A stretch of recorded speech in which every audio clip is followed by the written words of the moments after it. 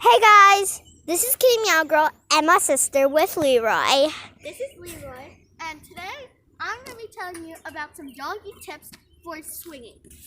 First tip, you don't want them to be too heavy. Because you don't want to drop them while you're swinging, because then they could get seriously hurt. Seriously injured too. Yes. So, like I do, I wrap my arms around him, and I have his leash still in my hand, so then if I put him down, I don't have to quickly reach for this and he runs off. Also, before you go on walks, you want to make sure your pet has their rabies shot, because if they don't, then they could get rabies or get really ill. That's what you don't want to do. That's why you should hold them really, really tight. Okay, we'll see you in the next part 2 for why and how you can stay safe while holding a puppy on the swing.